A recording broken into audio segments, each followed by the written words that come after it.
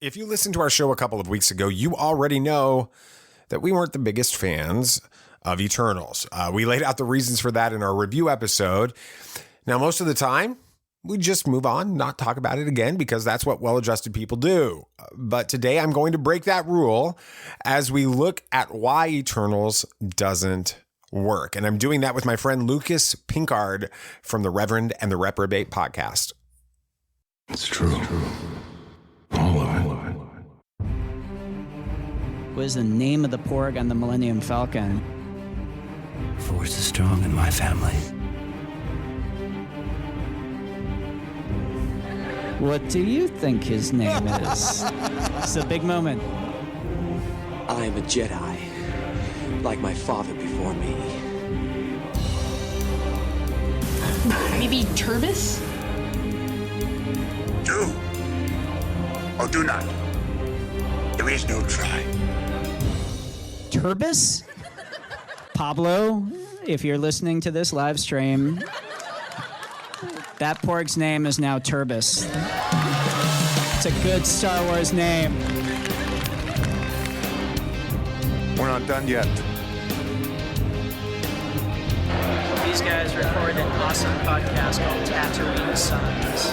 Everybody was Welcome to Tatooine Sons, the only fan podcast to name an official Star Wars creature who just happened to have made an appearance yesterday in the Macy's Thanksgiving Day Parade and be endorsed by the writer-director of The Last Jedi, Rian Johnson. We believe that pop culture is the mythology of this generation, that there is a story and it is written on our souls, and that these myths speak to that story, or at least they should speak to that story. And that is why I'm honored to be joined this week by Lucas Pinckard.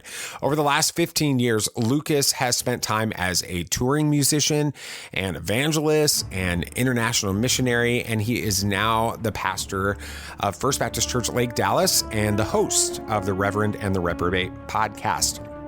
Lucas and I had a very different conversation regarding Eternals than what you've probably heard on other shows. And it all started with the question, what's the biggest reason Eternals didn't work for you?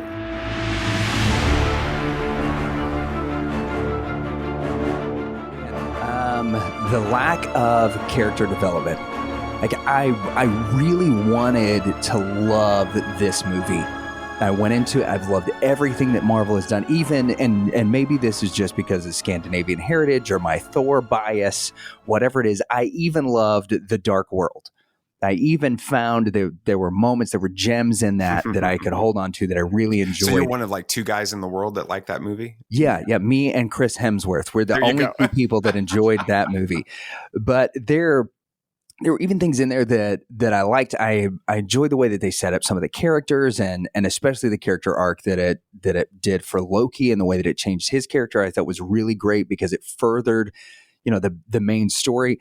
I didn't feel like we had any of that in the Eternals.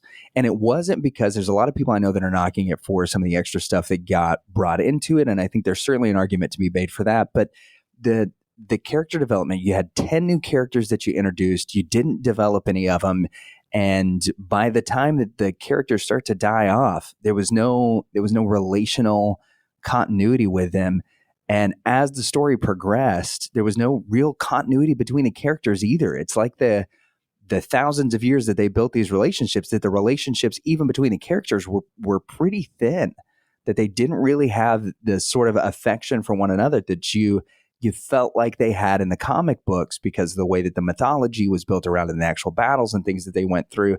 And there didn't feel like a united enemy for them to come against. And again, if there's not a reason for us to cheer for the heroes, then that's another area in character development where it totally lacked. The character development was just so bland and vague that it prevented me from being able to really enjoy the movie itself.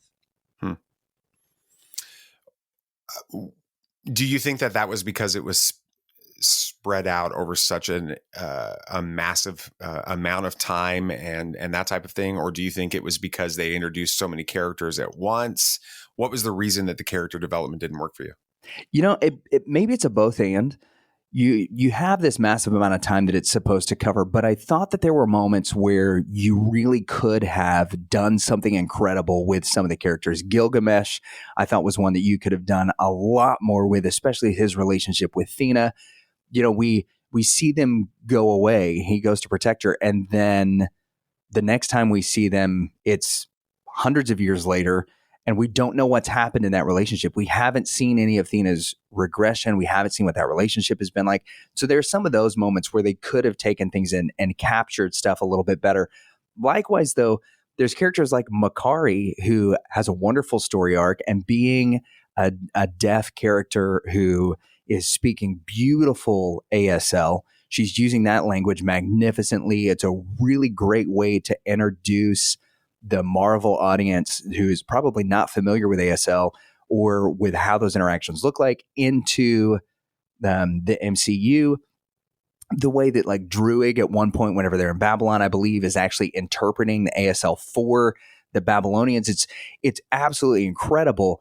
And there are these pieces that they could have done a little bit more in order to create the character. Doing it over such a vast amount of time, there are certain elements of character development that you have to either have some kind of historical knowledge and background to figure out where times have changed and all that, which definitely hurts the story. The fact that it is 10 characters and there's so many different moving pieces and the relationships between all the characters change, and they really try to shoehorn in some of that stuff is difficult. But I think the thing that really damaged the character development were the other things that they felt like this movie needed.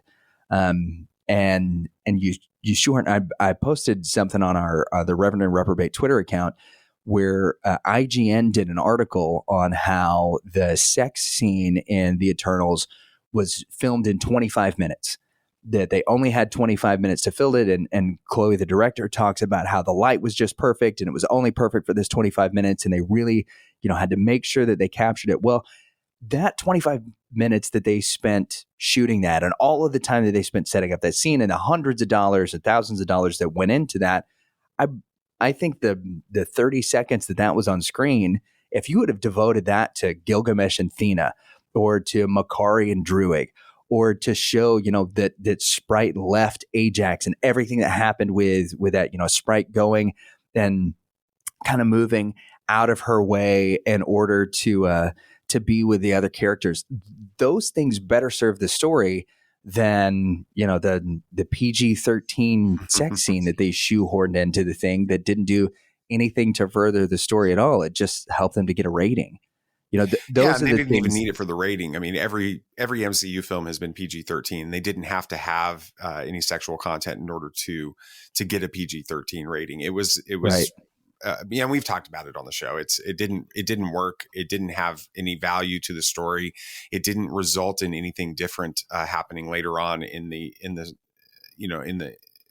relationship between Icarus and Cersei. And Cersei. Yeah. So there was no point in all of that. You've got in the Marvel comics, the Eternals are part of this larger creation story that involves this one above all, this benevolent deity. He's the source of, all love and good he's the power behind the creation of the first universe and then the multiverse. And so there's all this opportunity there with a character like that, with everything they're bringing in with the multiverse right now. But in Eternals, this deity is completely written out of the story. He's replaced by this Ereshkigal, and Ereshkigal he's deceptive. He's aloof. He's not communicating with the Eternals unless they're reaching out to him. He doesn't value humanity at all. He sees the earth as nothing more than kind of an egg to incubate another celestial. Why do you think that Marvel avoids, in the MCU at least, avoids a loving and benevolent deity? Well, I think one of the main things is you got to look at the worldview that Disney overall comes from. And, I always feel weird about approaching these topics because it feels a little conspiratorial, when Sure. you get into the whole thing of like what's really going on behind the scenes at Disney, bum. And, I watched enough videos about the Illuminati whenever I was in high school that I want to just distance away from all of that stuff. Right. So national treasure and all of that stuff aside, there are some very basic things within the way that we construct our worldview that inform absolutely everything about how we tell a story. And, Nancy Pearcey, Francis Schaeffer, and Brian Godawa, who has written a book called Hollywood Worldviews, they do a wonderful job of this. I forget the author's name. He wrote a book called The Trojan Mouse, How Disney's Winning the Culture Wars. He talks a lot about this stuff as well, is that a worldview is made up of three basic elements and sometimes a fourth, but the three basic elements are how you deal with creation, how you deal with the fall or with evil in the world, and then how you deal with redemption. You recently had a guest on your show, Stephen Kent, who talks about these things in his book, How the Force Can Fix the World. And when you're setting up, phase 4 of the MCU, we've had Captain America that makes vague references to, there's only one God, and I'm sure he doesn't dress like that. You have Mac in what I think is the non-canonized show, Agents of S.H.I.E.L.D., who is kind of this Paragon character who takes over as the director from Coulson. And if you haven't seen it, that's not my fault. This is spoiling things for you. So that character talks about how there is a real place, a heaven and hell. And, they're glad that their director believes in those things. So he's a Christian character within that. With the greater portion of the MCU, though, they've always held up, and Clark Gregg does this in Agents of S.H.I.E.L.D., but we also see it throughout the MCU, that they make it seem like gods, quote unquote, are aliens.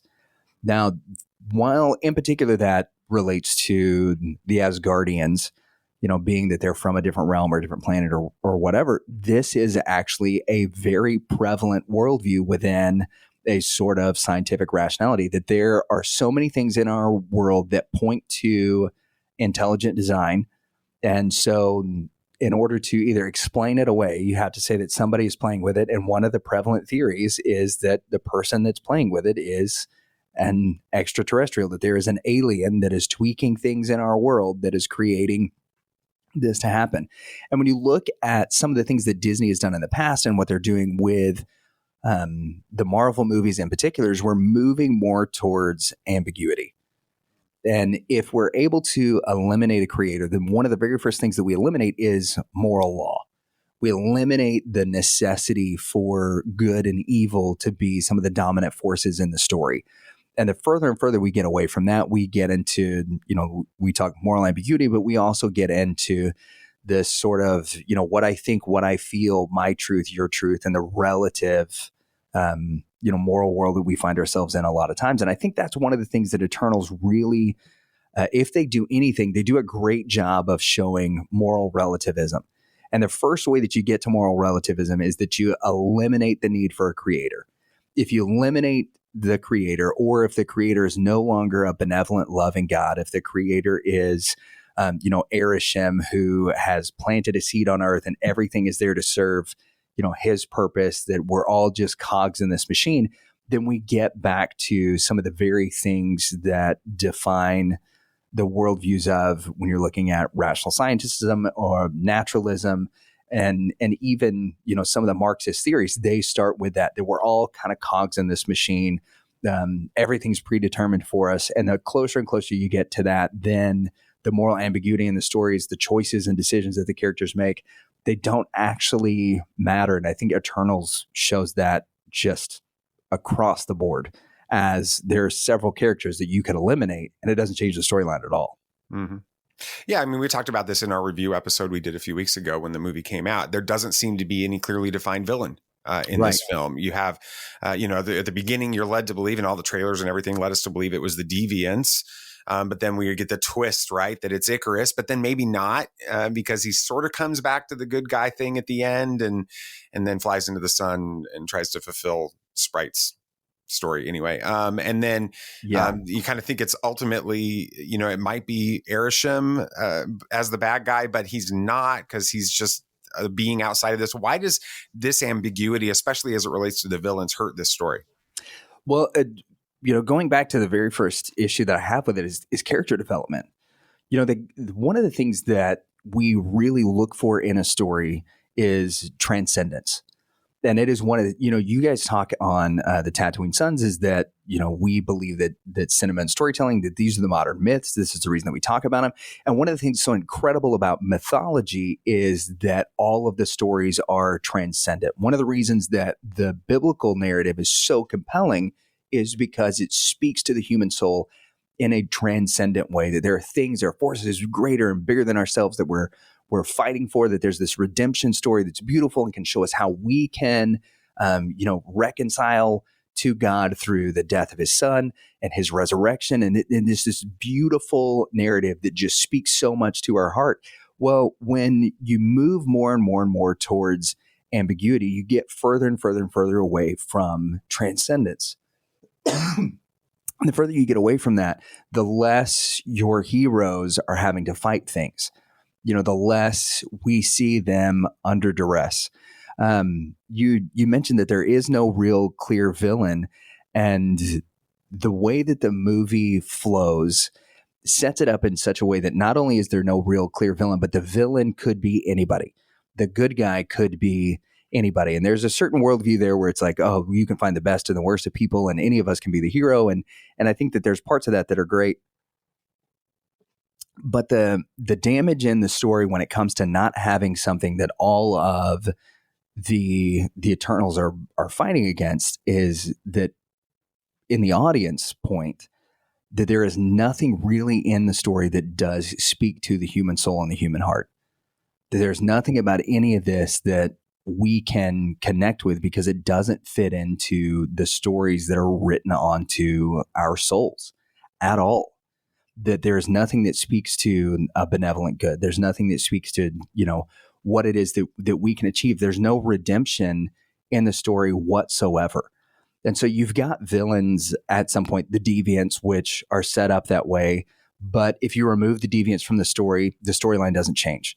They try to set Icarus up as this all-powerful sort of Superman character and figure that nobody, could even have the potential to be able to battle against, and that all the Eternals talk about how afraid they are of Icarus. And even Icarus, Kingo says at one point, even Icarus couldn't stop this thing.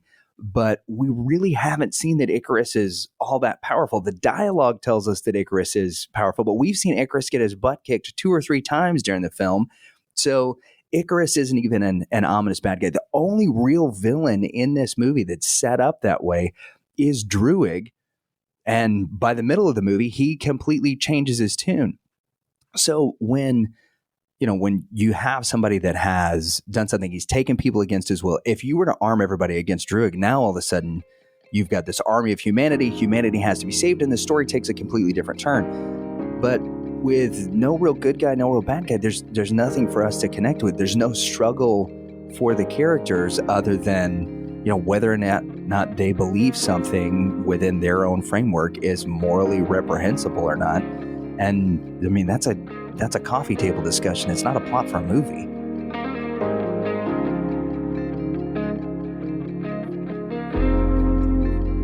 All the great stories have a clear battle between good and evil. There are heroes, and we know who they are, and there are villains, and we know who they are. And when those lines are blurred to the extent that they are in Eternals, the story suffers, because that story inside our souls can't clearly connect with the characters and what they're fighting for.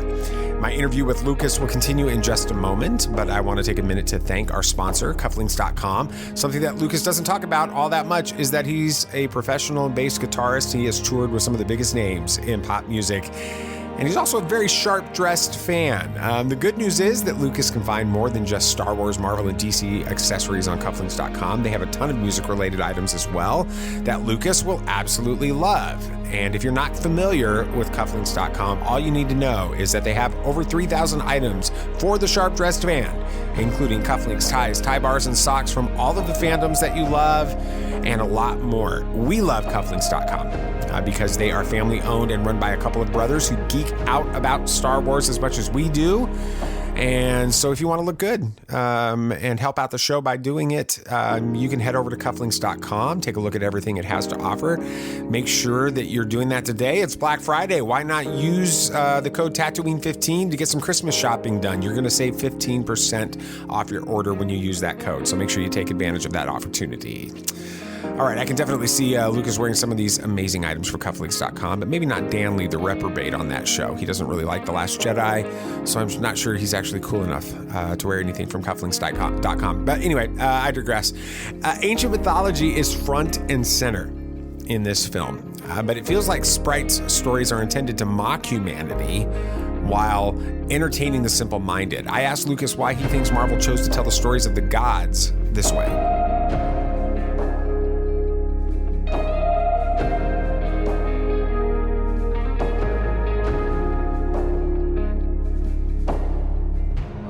Again, I think this goes back to the discussion we were having about worldviews.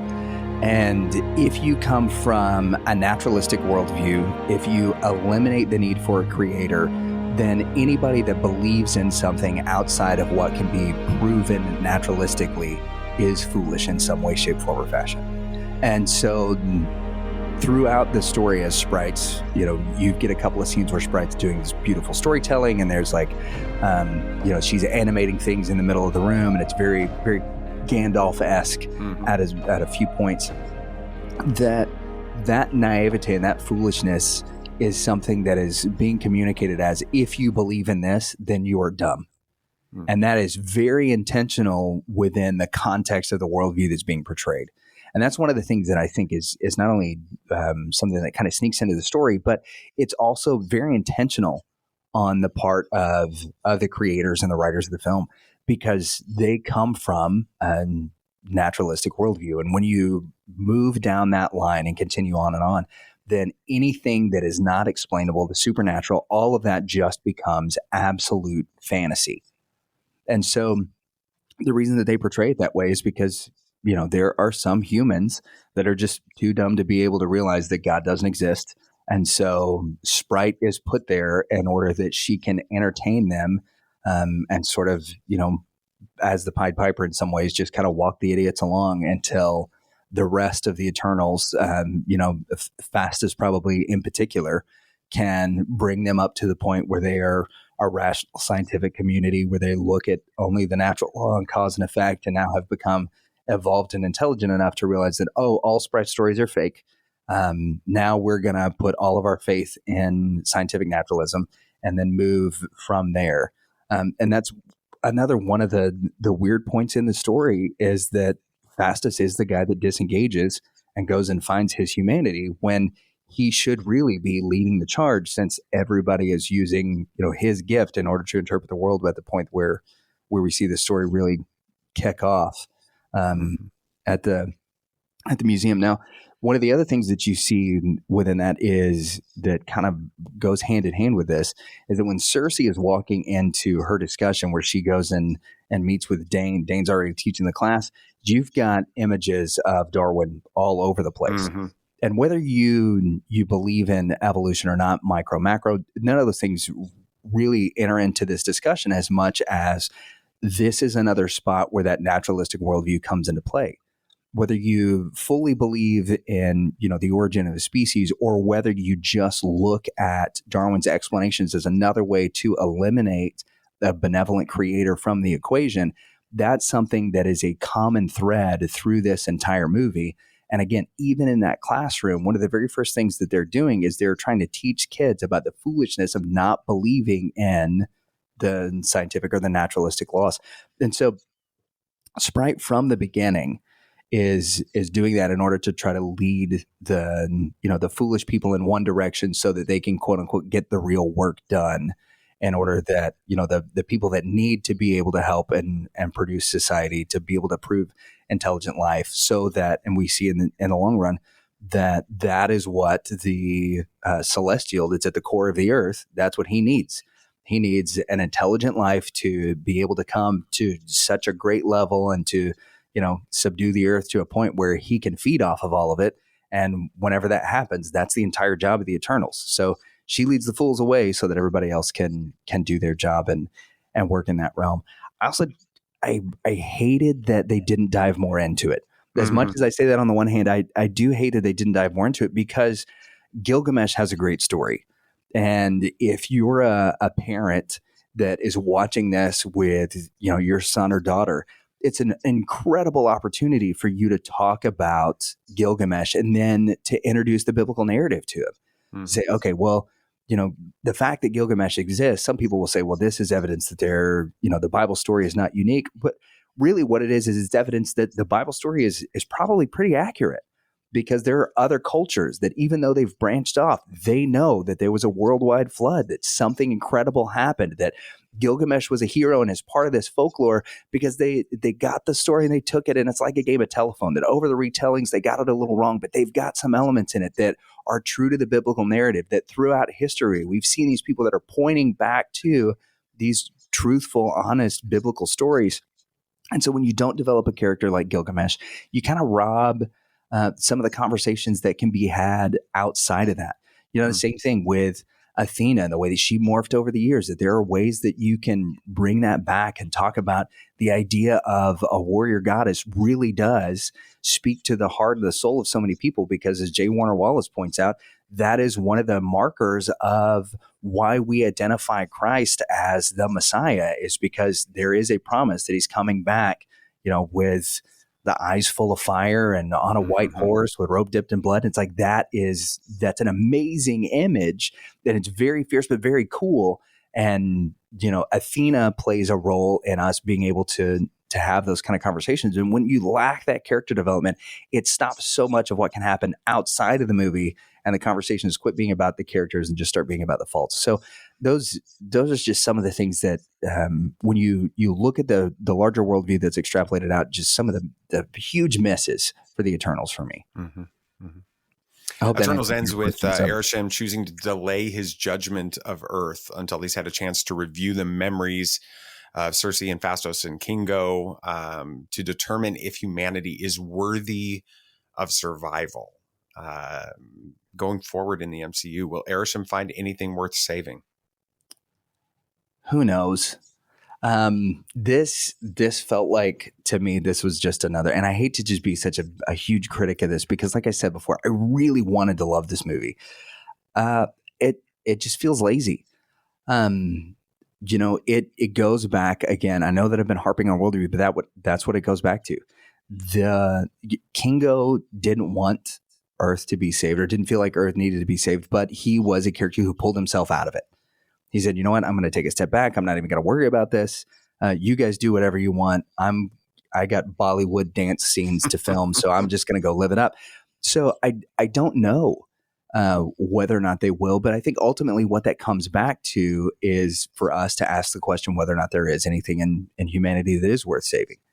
And that, if you look at the way that the worldview has been extrapolated in this film, comes back to, do you feel like within your realm of truth that there is something worth saving in the world? And obviously, if you don't believe in a creator, if you believe that the world is all machines, the story itself gives us no reason why humanity is worth saving, other than some of the group felt that it was wrong. There's no reasons why they felt that it was wrong. There wasn't an incredible value of life. There's no strong connection that they have to humanity that makes it that, humanity is such a unique creation, that the people are so wonderful, that, there's such a heart and soul in people that, they've seen over time. There's nothing in the story that really compels us that humanity is worth saving. And so Arishem's got other things to do. Right. They prevented a Celestial from being born. And what it feels like more and more is that Arishem's got, more important fish to fry right now. He's got other worlds that are filled with Eternals that are just carbon copies of whatever these bots are.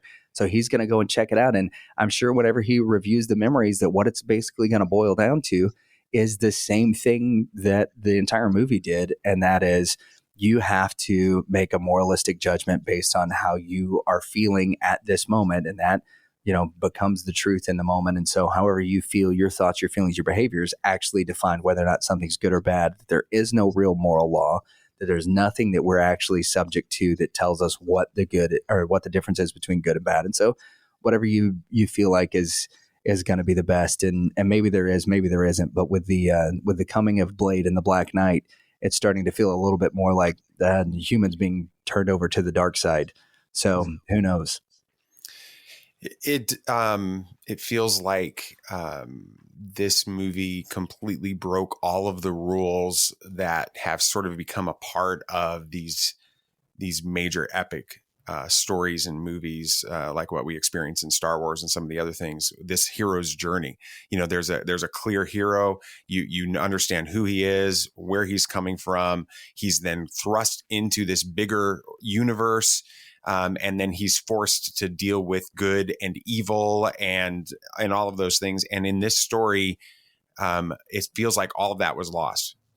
Yeah, it really does. And the part that, the pastor in me hates that, because there are so many incredible hero stories in the Bible, which is just evidence that is something that's written on our heart. You have King Saul in the beginning, who hides behind a cart whenever Samuel's trying to make him king. Like the complete and reluctant hero that he's a head taller than everybody, but he's going to go hide behind a cart.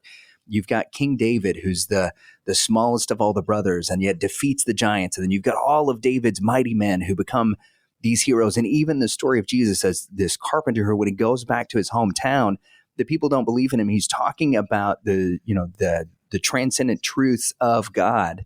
And they're like, well, this was the guy that made my table. What does he know? Get him out of the city.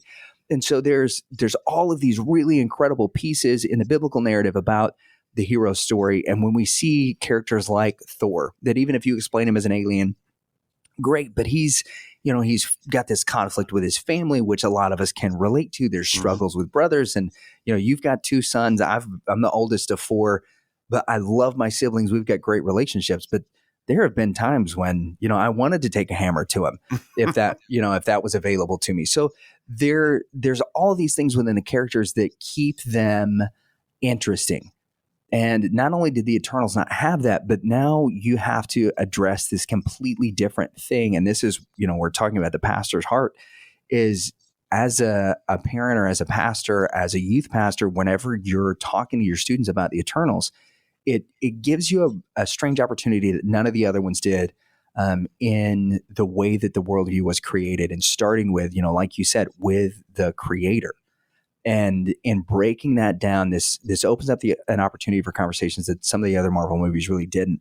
And it's starting with that, do you believe, obviously Arishem created the earth and it was the seed for this new celestial that was going to come out of it. But that's not what we believe. We believe in a benevolent creator, which was something that was in the original comics, which they wrote out for this movie. Why do you think they did that? And start to interrogate some of those ideas. When you look at the characters, they're all together and they have been for thousands of years, and yet they don't agree. How did they handle conflict? But then, how do they determine right and wrong?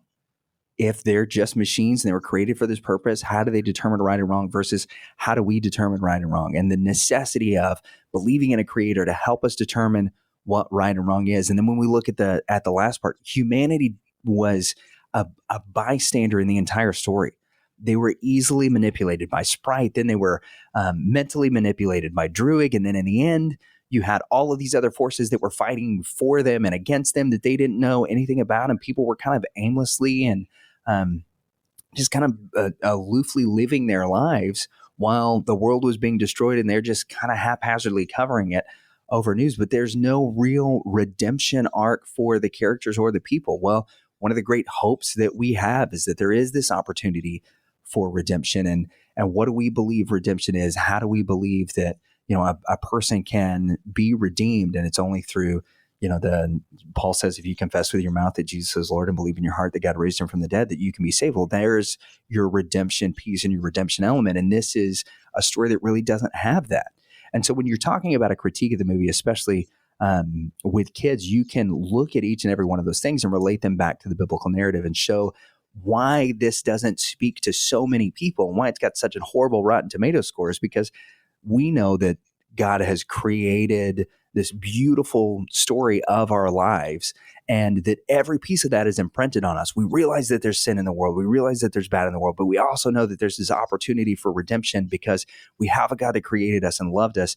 And the reason that this movie doesn't speak to so many people is because it doesn't have any of those elements.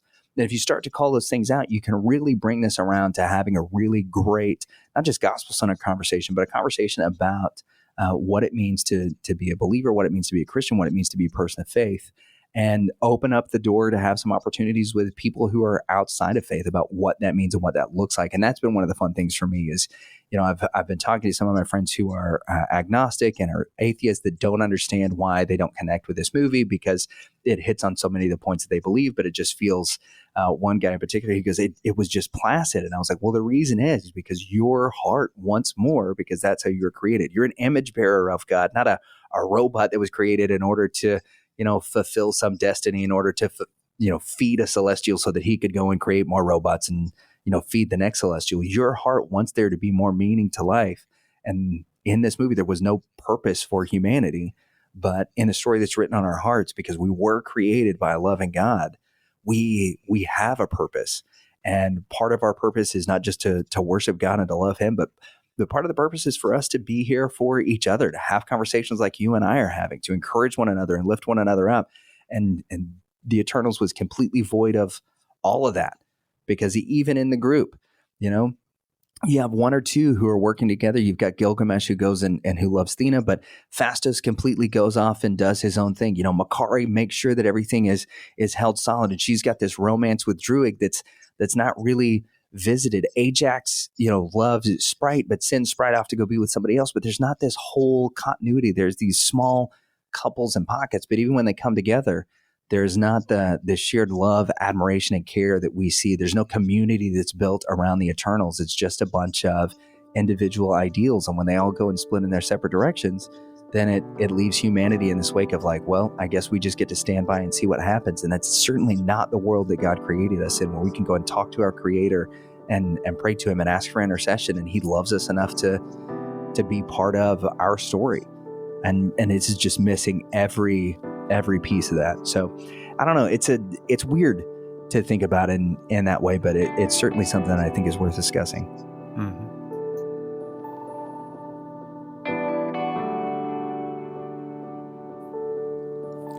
Now, there's a really interesting ancient poem in the Bible that talks of gods sent to the earth to rule over humanity. Psalm 82 says that these gods failed in their mission. They didn't rule in justice and righteousness, that they were selfish, and they sought to control humanity instead of obey the Almighty God, Yahweh. The Almighty God of the Bible created humanity and loves every member of it. But these lesser deities failed to defend the weak and the fatherless, to rescue the weak and the needy, and deliver them from the hand of the wicked. And this is exactly the opposite of the scenario that plays out in Eternals. Instead, the film presents a distant, unloving, uncaring deity who has no purpose for earth and humanity other than to use it to incubate another god. Meanwhile, the Eternals are presented as the ones who love humanity and are committed to caring for it. And in my opinion, that big difference is the reason why this film doesn't work. It goes against the story written on our souls. I want to give a big thank you to Lucas Pinckard for joining me on this week's interview episode. If you are looking for some of the craziest and most hilarious conversations around, make sure you listen to the Reverend and the Reprobate. Some of the guests on the show have been David Baker from Forged in Fire, legendary sitcom and comic writer Tom Leopold, and New York Times bestselling author Stephen Mansfield. So make sure you check them out at reverendandreprobate.com. And thank you for listening to Tatooine Sons, a pop culture podcast. If you enjoyed this interview, please take a moment to rate and review the show on your podcast app of choice, and make sure you hit that follow or subscribe button on your app so that you get every episode the moment it drops. Our next episode releases on Tuesday. We will be reacting to the first 2 episodes of Hawkeye, and then looking at Kathleen Kennedy's comments about the future of Star Wars. And Dave Filoni gets a little teary-eyed talking Star Wars Rebels. Don't miss it. And make sure you follow Tatooine Sons on Facebook, Twitter, and Instagram. Share this episode with somebody else. That's how you make the show grow. We would truly appreciate it. I think that's going to do it for this Friday's episode. There's only one thing left to say. May the Force be with you, always. This party's over. I like that Wookiee. Don't get technical with me. Join, please.